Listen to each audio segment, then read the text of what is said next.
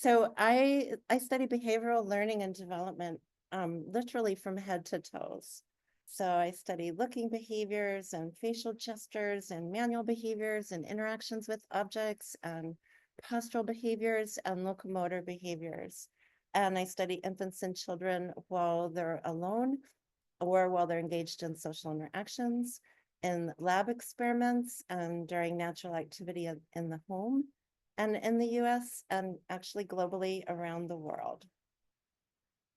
So I want to say a few words about my intellectual history.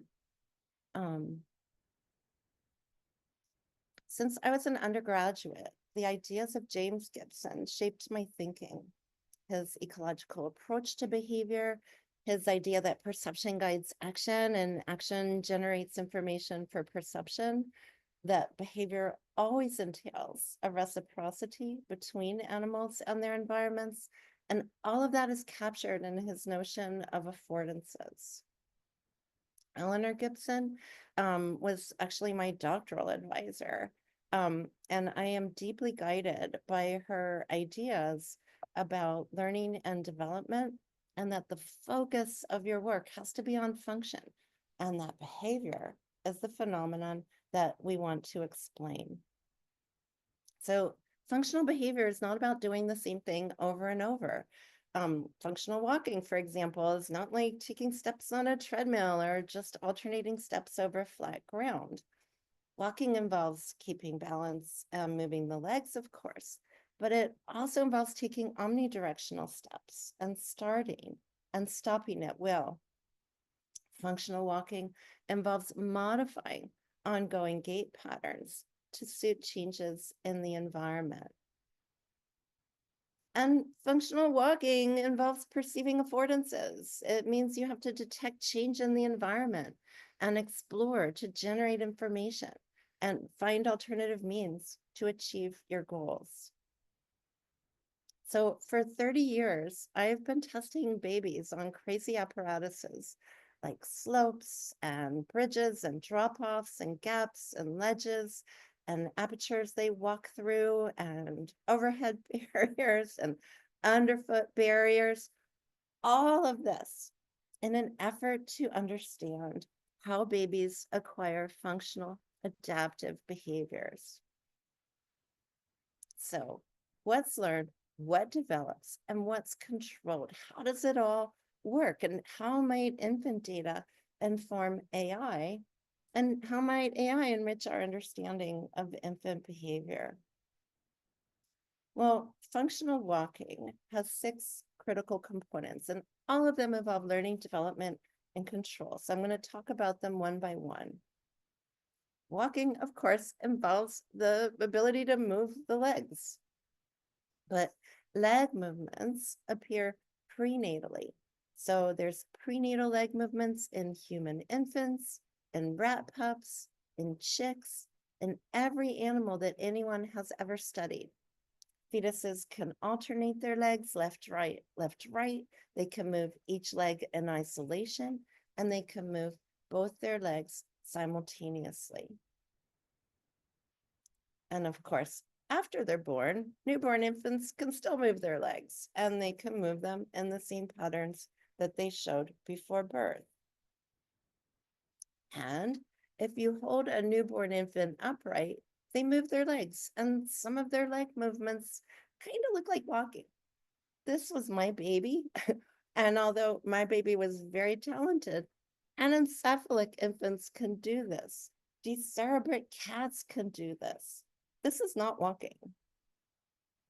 So moving the legs is not functional walking because fetuses can move their legs and newborns can move their legs and newborns can even take upright steps if you hold them upright. But so can anencephalic infants and decerebrate cats. It's not walking. Supporting body weight and keeping balance are critical components of walking. And compared to moving the legs, these are actually pretty hard. So when they first can stand, infants' legs collapse due to insufficient leg strength. You can increase their leg strength through exercise, but a lot of what's developing is physiology, not psychology. Even in quiet stands, it's a struggle. If babies lift their arm or tilt their head, they're going to topple over. So a lot of supporting body weight and maintaining upright balance involves processing perceptual information. Human infants have very few opportunities to practice upright balance until they can support their own body weight. But likely, balance control is ready to go before body support, because if you reduce their body weight by a harness or a caregiver's hands, then their balance improves. You can see that they have balance control. But even still, infants have a lot to learn about anticipatory balance control. They'll still fall if they try to do just about anything, like lift their arm or tilt their head. The ability to produce varied gait patterns is a really important component of functional walking. Functional walking requires steps in every direction, not just forward. And most walking bouts contain steps that are not only forward steps. Infant steps are omnidirectional. They're forward and backward and sideways. So I'm going to play this at half speed so you can really see what I mean. This baby takes 1, 2 sideways steps, then 1, 2, 3 forward steps, then 1, 2, 3 backward steps. Less than 20% of infants' bouts contain only forward steps. Most of their bouts have a mixture of step directions or no forward steps at all. And it's true across development. So that means when a baby takes a backward or a sideways step, it's not due to poor walking skill or poor control, because they're taking omnidirectional steps in their first week of walking. They're taking omnidirectional steps 9 months later when walking skill is beginning to asymptote. Functional walking requires varied path shapes so you can get where you want to go. This squiggly blue line is the path of one 13-month-old in 10 minutes of natural activity in a lab playroom.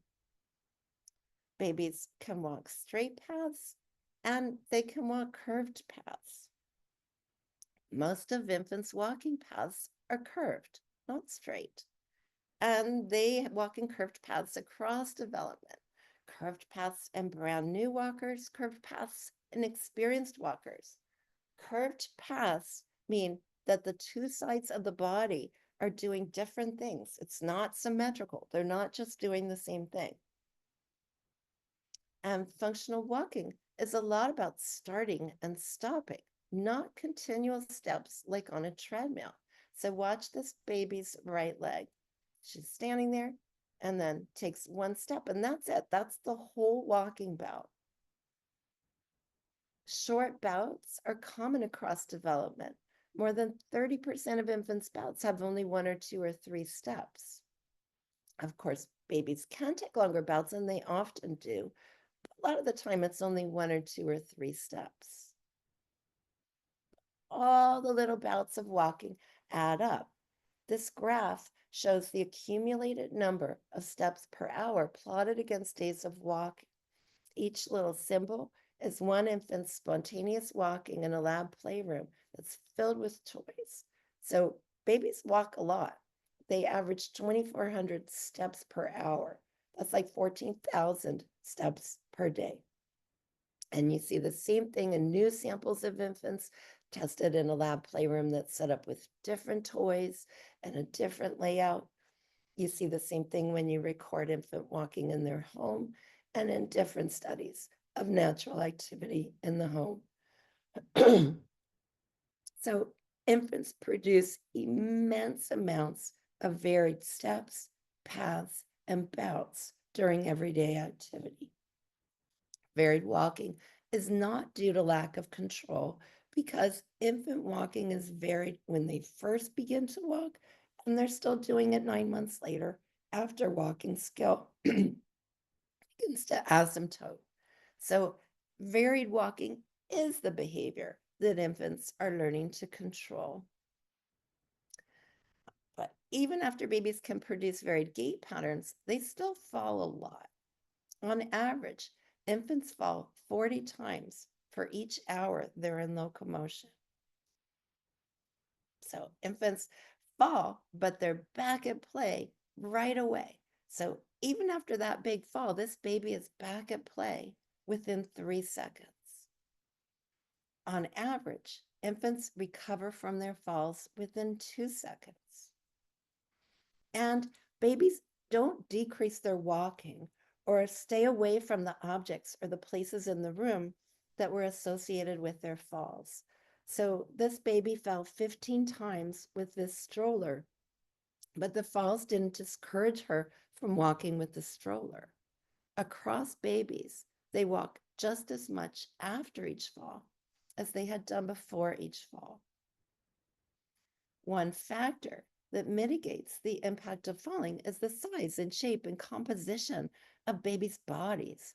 Infants are short and they're low to the ground and they're padded with like baby fat. It's like they're built to fall.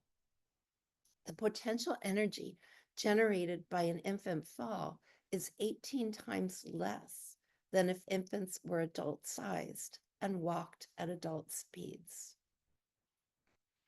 What do infant falls tell us about learning and development and control? It tells us that varied walking is interrupted by frequent falls, meaning infants are losing control as they're pushing the limits of their newly emerging skills. But it's okay because errors are generally trivial and it doesn't dissuade infants from practice. In fact, infants' naturally varied practice regimen facilitates learning development and control. We use simulated robots to test whether all the crazy variability in infant walking is actually a good way to learn. So this is a simulated robot being trained to walk different paths in Peter Stone's lab. The success of the training is evaluated with robot soccer. Why soccer? Because it's kind of like real life. It's unpredictable, it's novel, it's variable. There's other active agents. Everybody's got goals. In tournament 1, we asked how training robots on geometric paths would compare to training robots on real baby paths. The short answer is babies win. Across 1,000 matches between each pair of teams, babies show the largest average goal difference. In tournament 2, we used machine learning to cluster 75 infants' paths into 5 groups based on the variability of their walking. Team number 5 was the most varied across measures. Tournament 2 shows that more varied experience leads to better functional consequences. It leads to more wins in 1,000 head-to-head matches of RoboCup.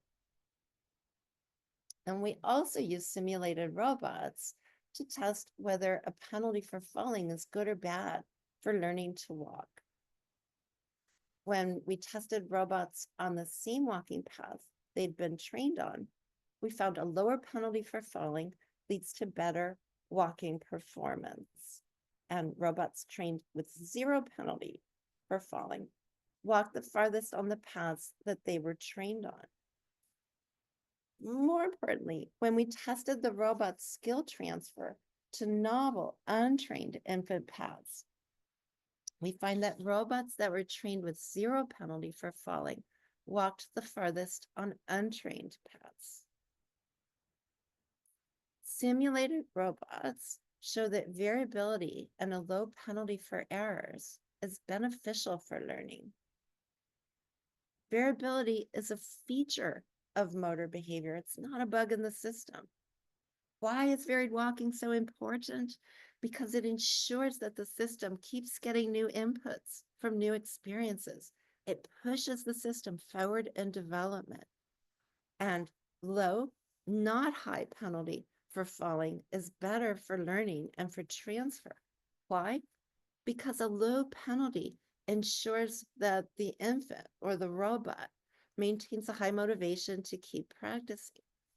It means that learning comes from positive, not from negative rewards.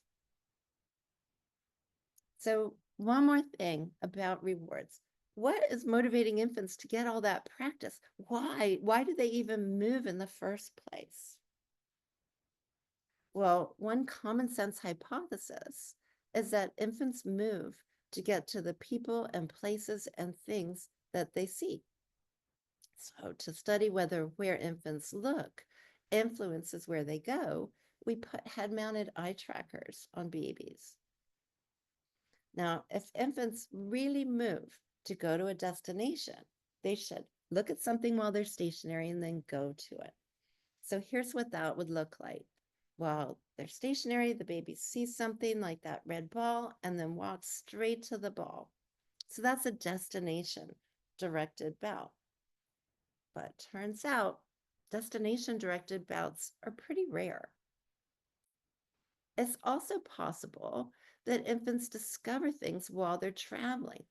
So, like this baby just starts moving and is looking all over and sees the saxophone and then sees that green alligator xylophone, and then that becomes a found goal. But discovery bouts are also rare. What's happening most of the time is that infants start moving while they're looking all over, and then they start walking and they're still looking all around. And then they just stop walking in the middle of the floor, beyond arm's reach of any recognizable person, place, or thing. So most of babies' bouts don't involve a destination at all. The destination is not the reward.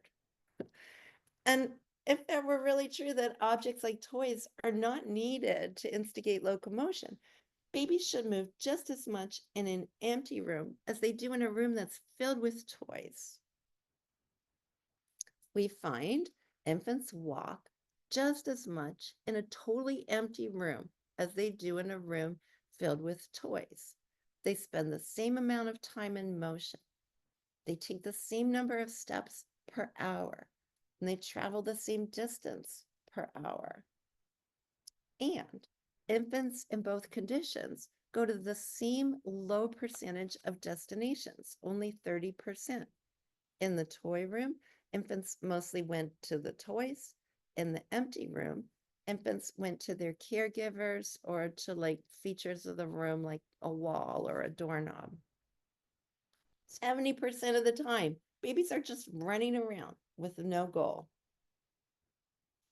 What differs is that infants in the toy room spend less time near their caregiver, and infants in the toy room explore more of the playroom.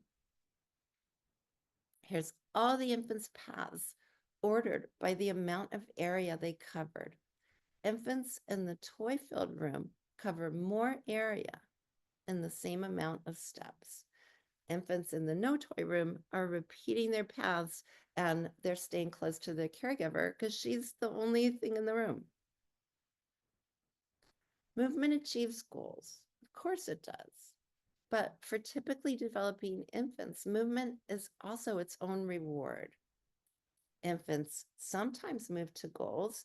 They could be goals imposed by the caregiver or a researcher or a goal of their own choosing. But infants move a lot without a goal in sight and without a goal in mind. All of that movement leads to enhanced opportunities for learning and to improvements in their walking skill. All right, here's all the components of functional walking. So moving the legs begins in utero, prenatally. Supporting body weight, maintaining upright balance, and varied gait patterns, all of that could happen in an open field. But gait modifications and perceiving affordances, that's about navigating in a cluttered environment with variations in the terrain. That's functional walking. So let's talk about gait modifications. On shallow slopes like this one, experienced walkers go straight down with wide, evenly spaced steps. But on steep slopes, infants begin modifying their steps before they go over the brink. This is prospective control. And then they break their forward momentum all the way down.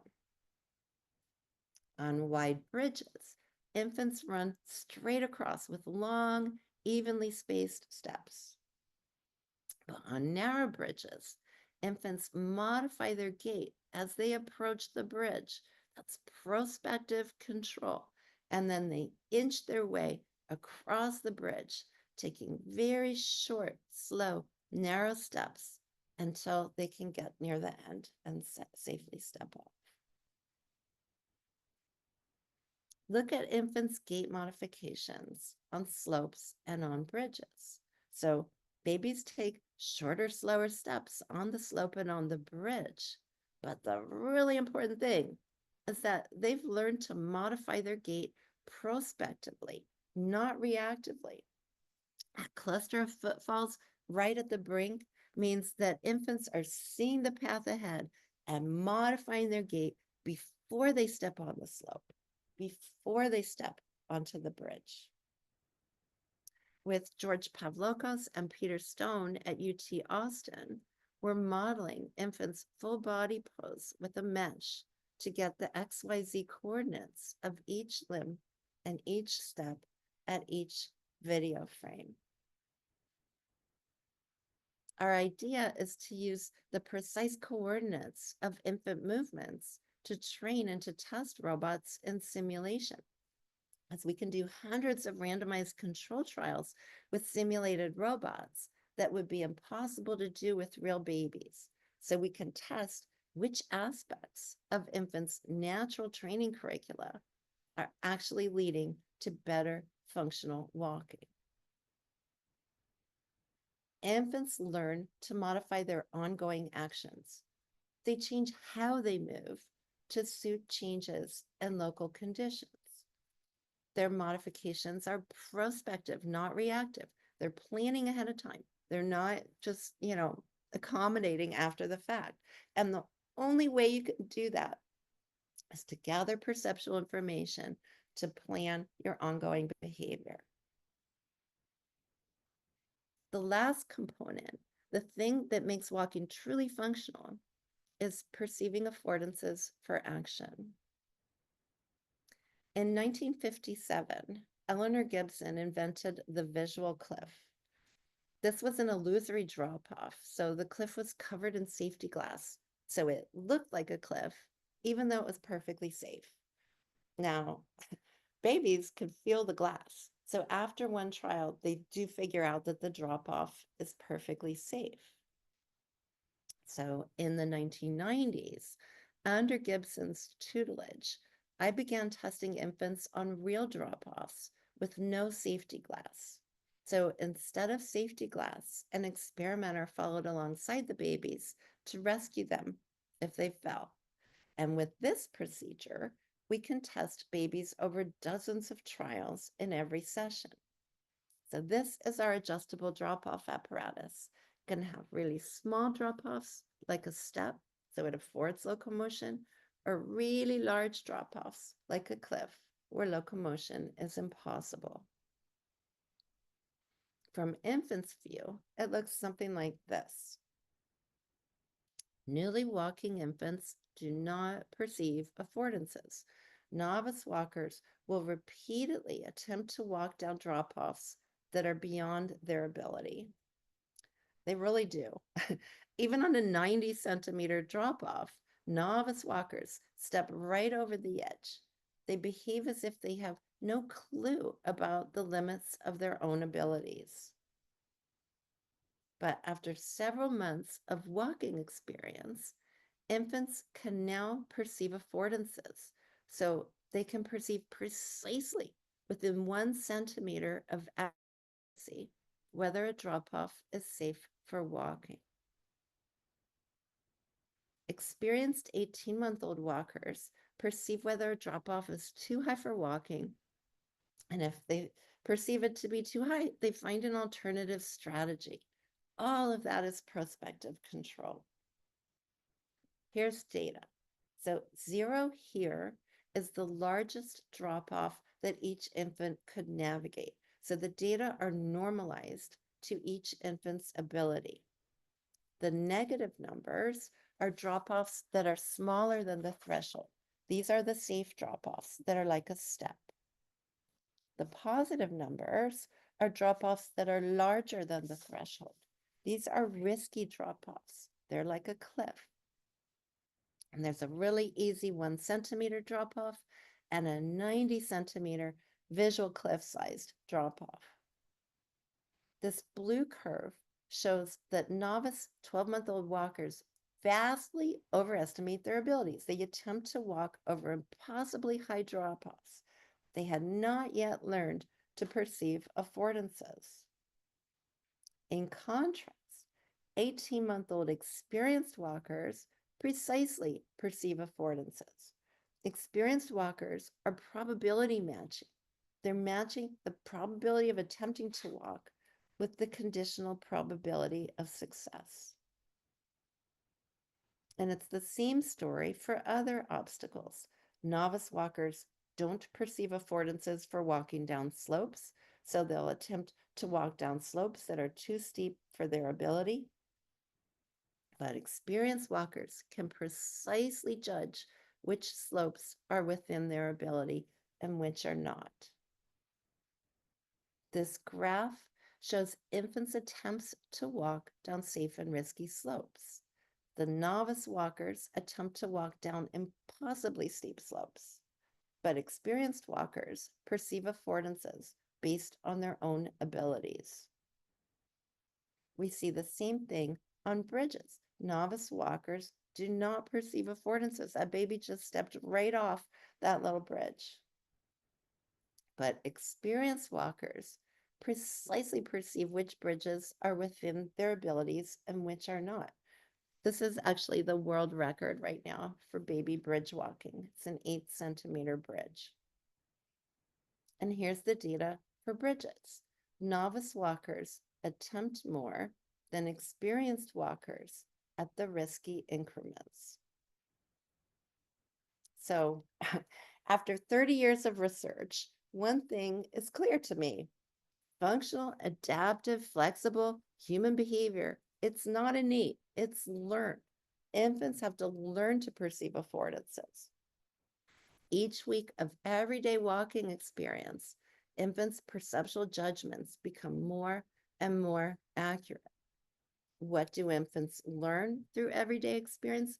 They're learning to perceive and to exploit new possibilities for action. They're not learning about cliffs and slopes and bridges. These are novel apparatuses. These babies are not being trained to the test. They're not getting, they don't have a training regimen that involves drop-offs and slopes and bridges and so on. And part of their learning includes discovering and honing the right exploratory actions so they can generate the right perceptual information. All right, what about precocial animals? Animals that supposedly can walk at birth or shortly after. This is a baby goat peering over the brink of Gibson's visual cliff. Images like this and anecdotes led people to believe that precocial animals like goats can perceive affordances shortly after birth. But images and anecdotes and YouTube videos, that's not robust experimental data. So we collected robust experimental data. Like baby goats and baby horses and baby chicks, pigs are precocial. These are 13 baby pigs 6 to 8 hours after their birth. A couple of them are sleeping, but most are moving their legs. They're supporting their body weight and maintaining upright balance, and they're producing varied gait patterns. So, can precocial animals also modify their gait and perceive affordances to cope with a varied environment? We tested whether precocial animals perceive affordances. And just like with the babies, we lured the piggies with snacks and toys and sweet encouragement. And as you saw with the babies, a trained researcher rescued them when they began to fall. On day 1, we tested 13 piglets 6 to 8 hours after birth. 13 out of the 13 pigs plunged over the edge of a 1-meter high drop-off. So I'm going to show you a video of piggy number 1. This is pig number 1 on the edge of a drop-off. Straight over. And pig 2, 3, 4, 5, 6, 7, 8, 9, 10, 11, 12, 13. On day 3, 11 of the 13 pigs were still plunging over the 1-meter high drop-off. So here's pig number 1, and there's video. I hope you can hear, there's sound. I hope you can hear it. Ah, yeah. Oh. And here's the other 12 pigs. So only pig 5 and pig 13 showed any evidence of perceiving affordances. Pig 13 actually turned her back on the drop-off and avoided going for the whole 60-second trial. I'll just show you the first few seconds. Yeah, I know. There's some food here, though. There's some food here. We love the food. Come on. Come on, pigs. Not backwards, though. So walking skill improved for all of the pigs, but for most of the pigs, perceiving affordances did not improve. Most of the pigs could walk over higher drop-offs on day 3 than they could on day 1. So the y-axis is how high of a drop-off pigs could walk over, right? So it improves. But for 11 of the 13 pigs, their ability to perceive affordances did not improve. The y-axis is the difference between the drop-off height they attempted to do and the drop-off heights they really could walk over. So this is the first real evidence. And here, this is based on psychophysics. So the first real evidence about whether precocial animals perceive affordances at birth. Clearly, they do not. Precocial animals, at least pigs, do not perceive affordances shortly after birth.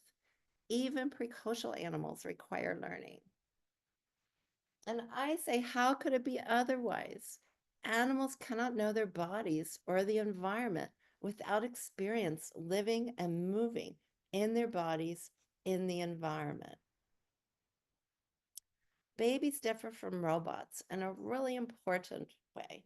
Robots' bodies don't change, but infant behavior develops in a changing body with changing skills in a changing world. That means learning is always happening in the context of development. Infants' bodies and skills develop. So how children can move affects their potential access to the environment, what they see and touch and where they go, their visual, manual, and whole body access to the environment. Because infants' bodies, skills, and environments develop, development itself constrains the input. It's not a blooming, buzzing confusion because development is constraining the input. A nice example is the transition from crawling to walking. Walking literally brings more of the world into view. Here's a crawling infant's view of the world. While they're crawling, infants' head points down, not forward, so they mostly see the floor in front of their hands. But in a walking posture, the whole world comes into view.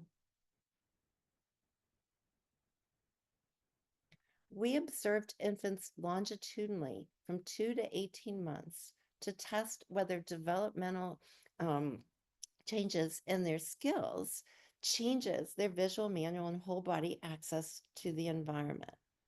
So at every session, we observe babies in the same room with the exact same setup. The playroom had lots of interesting things to see and objects to touch and places to go.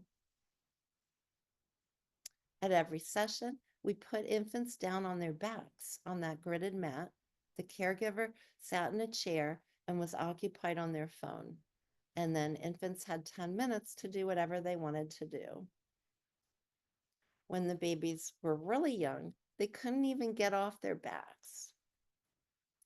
By the time they could sit up, they could also scooch around a little, and their access to the environment expanded so they could explore the mat and the toys nearby.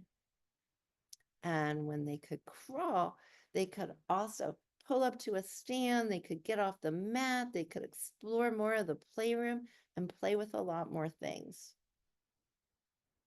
And when the babies can walk, they can go everywhere in the room. They go more, see more, and do more.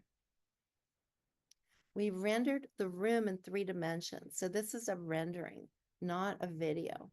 With a rendering, we can manipulate the room to see it from every angle at every moment. So we can analyze every visual, manual, and whole body contact with the environment with centimeter precision. Here's what a rolling baby sees. The red line shows the direction of gaze from the ceiling to a bit of the walls, and then finally to the floor when he rolls over. The red cone shows everything in the baby's field of view.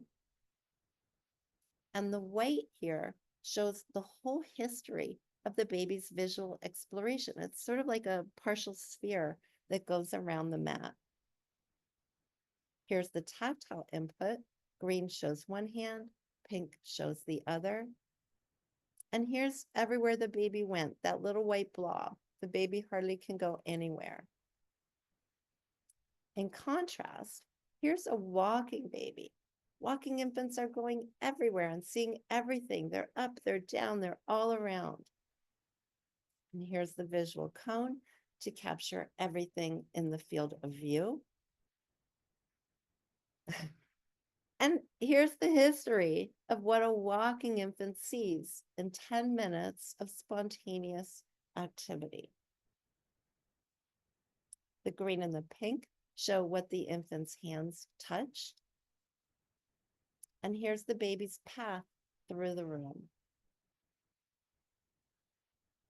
These data summarize where infants go as they acquire more skills. So at first, they barely go anywhere.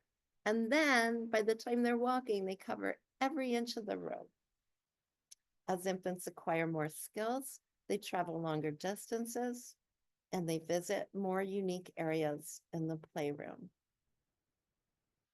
Behavior develops in a changing body with changing skills in a changing world.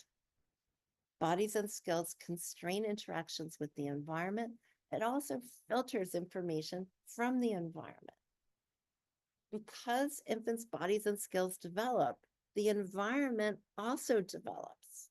So across development, infants in the same environment do not experience the same environment. And I'm going to end with a pitch for open video sharing, because sharing videos will speed discovery about motor learning, development, and control. That's where Databerry comes in. Databerry is a web-based library for research videos. It's designed for secure, ethical, open sharing of research video. Video uniquely demonstrates procedures and findings. My whole presentation used video as demonstration. And video data are uniquely suited for reuse. So you can ask new questions that the original researcher had never even imagined. And Databerry will manage and preserve the videos indefinitely.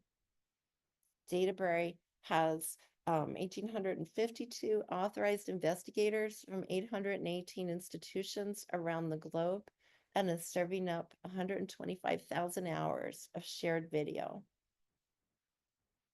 To capitalize on the richness of video, we need tools, So we created the data view tool for human video annotation. And of course, computer vision can even track things like people's head and eye position and estimate what they see in 3 dimensions. The benefits of video recording and video annotation and video sharing and video reuse are huge because it's increased transparency and reproducibility, and it'll speed up scientific progress. So please go register on Databrary. Finally, to sum it all up, here I focused on walking, but I could have focused on reaching or sitting or vocalizing or looking or any behavior my lab has studied because it's all the same story about behavioral development. Here's how behavior develops. Infants acquire flexible, functional behavior through immense amounts of time-distributed, variable, imperfect practice during everyday activity with a changing body and changing skills in a changing world. Basically, infants are learning to learn. That means they're learning how to generate the required perceptual information from moment to moment that specifies what behaviors they can do and how to do them. So finally, as a science, we have the paradigms and tools and technology and infrastructure to really understand behavior and its development. We've just got to do it. So thank you. This is really amazing, Karen. So it was fascinating and like all your research about this. I also appreciate that I have a little niece, so like I saw already some of the things you show in your video through her. So I think we have like some time for questions. And like your talk had already generated a lot of discussion in the chat, so I will start to pick some of them. I think one question from Dana. So she said, great lesson, especially about learning the affordances to walk, seemingly by a trial and error. I also wonder if there is an element of fear, courage that correlates with age and learning to walk. Have your group or other found anything about around this? There's really no evidence of fear at all, so when babies make a mistake, like they fall over, they just get back up and do the same thing all over again. And we have, annotated infants' facial expressions in tasks like at the edge of a drop off or whatever. And mostly they're just positive or neutral. So it's very rare that infants show any negative affect at all, anything like whether fear, anger, frustration, anything. That's very, very rare. So Josie also asked, could the pigs changing perception, development of sensor vision in the pigs, also affect their behavior, decision making? So is the probably evolving of these skills also affect like how they behave later? Say it again, like the evolution of you mean evolution of the animal of the species kind of a No, thing? I think she talked about development of sensor like vision in the pig. So probably like growing, like they develop new skills and how this like affect their decision. It's possible that, pig vision improves just as human vision improves, but the pigs can see the drop off. And so we know from, studies of pig vision or that they can see the drop off, and they also behaviorally differentiate the drop off.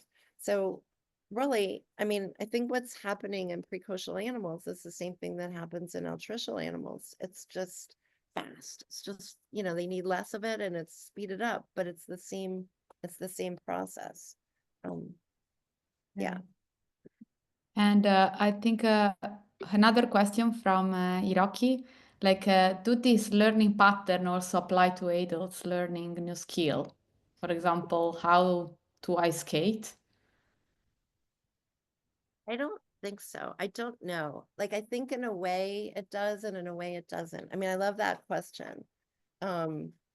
So at some point in our development, we like what babies do is they just push their limits, they try whatever, and they're willing to make like 100% false alarms. Like, you know, like they're just geared to like go for it, right? But like I'm not, you know, I'm an old lady. So like if I were trying to learn a new skill like snowboarding or something, I'm not gonna do 100, you know, I'm gonna like underestimate my abilities and kind of like inch my way up. And we've done studies with elderly people, and that's more what they do. And I think at some point in, I don't know when, childhood, adolescence, adulthood, we sort of switch our strategy. The really cool thing though is that think about all the stuff that, you know, infant animals have to learn, or just human infants for that matter. So it's not just motor behaviors, they have to learn language, for example. And language is just filled with errors. It's horrible. Infant language is it's nothing like mature adult language, right? But there's no penalty for error, just like with locomotion or for reaching. You just try to communicate, and, you know, and it'll be fine. And so they get positive reward for an effective communication, but no negative reward, you know, for like having mispronounced something or saying something ungrammatical. At later stages in our life, we are penalized for having, you know, an accent or mispronouncing something or speaking ungrammatically. And so we're, you know, like we're more reticent. So it's like the infant animal is built to learn as fast and as deeply as possible. I think there is also an interesting aspect of the body that you said, like the body is built to fail. Yeah. I mean, of course, when we build the design our robot, we potentially, or even like when we try to, let's say, look at the learning aspect of our robots, like probably we try to avoid, in a way, some failure. And the morphology of the body is like set for achieving the task. And I mean, I found that this aspect that like we have a body that change and that actually is made to enable us to fail continuously. Very, very interesting. Also, I think there are some few questions here. What norm reward is driving the babies to push at their limit like this? Can we operationalize it for robots? Yeah, it's like one of the big puzzles. As long as there's been people studying infant development, that's been a puzzle. And it's not just a puzzle for human infant development, it's a puzzle for, you know, any kind of infant of any animal that people have studied. So, you know, like we've all seen kittens and puppies chasing their tails and running around after, you know, a ball or, you know, a dust mote or something, right? Um, and and from an evolutionary standpoint, you don't want them to do that in a way, because it means like the mother has to go out and kill something and make more milk, and it's just like needless energy expenditure. Um, it turns out that just like, you know, moving around teaches you how to move around. Well, you know, play fighting with, you know, baby foxes and gambling around for a little colt, all those kind of behaviors do have functional downstream, you know, positive consequences, for the baby. But like it's a baby pig or a baby rat or a baby human, like they don't know if I only work at this, it'll have a payoff down the road. It's not like, you know, upgrading to a new, you know, a new operating system or something. They can't possibly know that. Um, and so it's always been a puzzle. Like, why do they do it? And nobody knows the answer. And actually, you know, historically, psychologists did the exact same thing roboticists and AI people do. They just build in positive reward for trying, you know, so they'll rename it like, oh, they're curious. Babies are curious. Babies are self-motivated. Babies move to move, you know. Well, that doesn't say anything. Like, we don't know why. It just works if you sort of build in positive reward for trying and for pushing the limits. So like to build the best robot, you want a system that isn't like it, it's like, like we, the adult human researchers, think there's some like learning goal, like I want my robot to be able to do XYZ or whatever. That's wrong from a biological standpoint. Like a baby doesn't know, oh, your criterion, Dr. Adolph, for walk onset is 3 meters, but her criterion is 5 steps, or they don't know that. They just do everything they can do. And so they're always right at the edge of what they can do, and they try that. And then at some point, guess what? They can do it. And then they're pushing and trying the next thing, and then they can do it. I mean, mostly they do things that they can do, but there's always like a steady proportion of things that they cannot yet do that they're trying to do. That's really fascinating, Karen. So I think like we are at the end of the afternoon session.